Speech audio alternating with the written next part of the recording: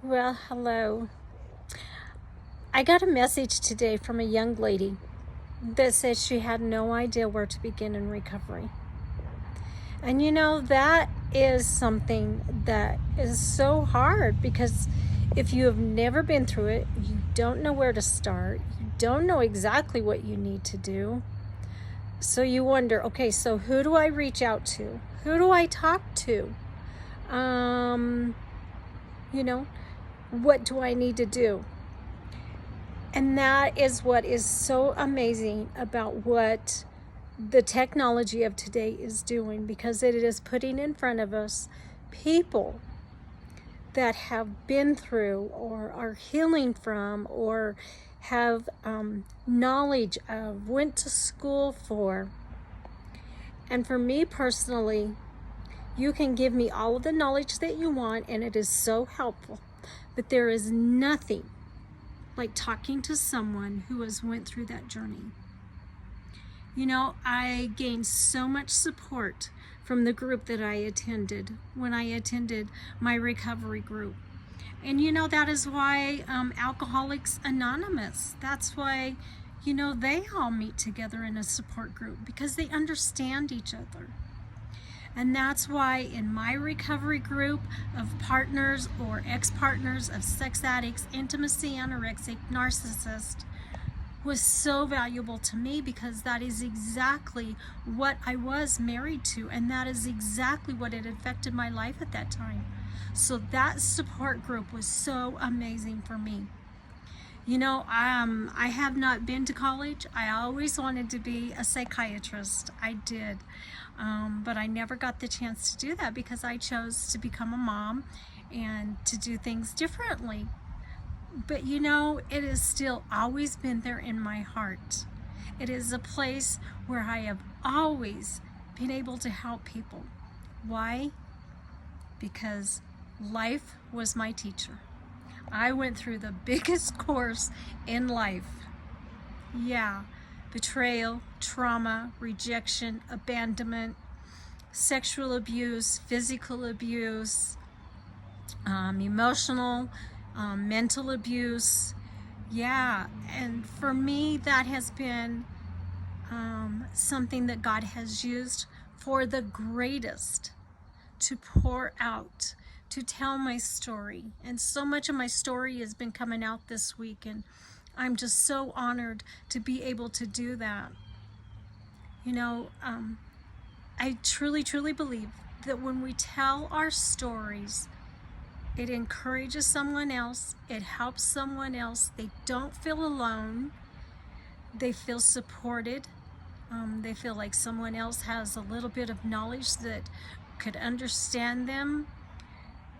Sometimes we have a hard time opening up to other people that don't understand what we've been through.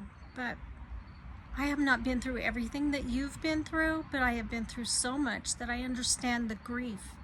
Grief has so many different layers to it. We can even go to the acceptance part of it, and then all of a sudden something comes up, and then we're back into it, and so we go through the process again. And I've talked about that. I've talked about the triggers of life and how that throws us into kind of that area where we feel the pain again, but we are never ever there in that pain again. It is a trigger. It is something that our mind, people say, oh my gosh, get over it, forgive and forget. You know what? If you've never been through it, you can't say that. And the truth is, and it's scientifically proved, you can't ever get over it. Can you heal from it? Absolutely. Can you forgive? Absolutely. Do you forget? No, not unless you have been so traumatized that your memory does not remember, or you are in a state of coma where you don't remember. But our brain remembers for a reason, because it's a safety mechanism. It keeps us from going back to those places.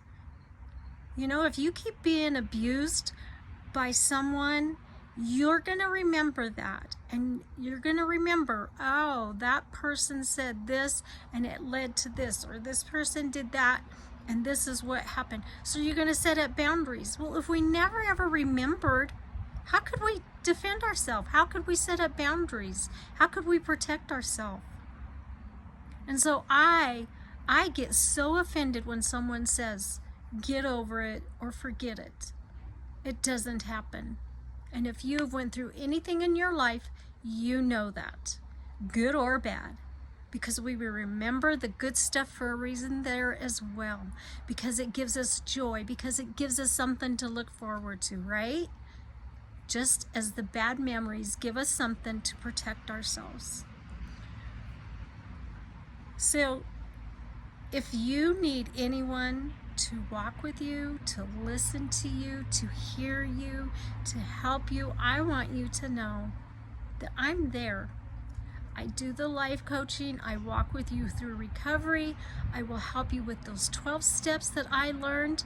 Let me tell you what, those 12 steps, I will say it again and again and again, they saved my life. They did.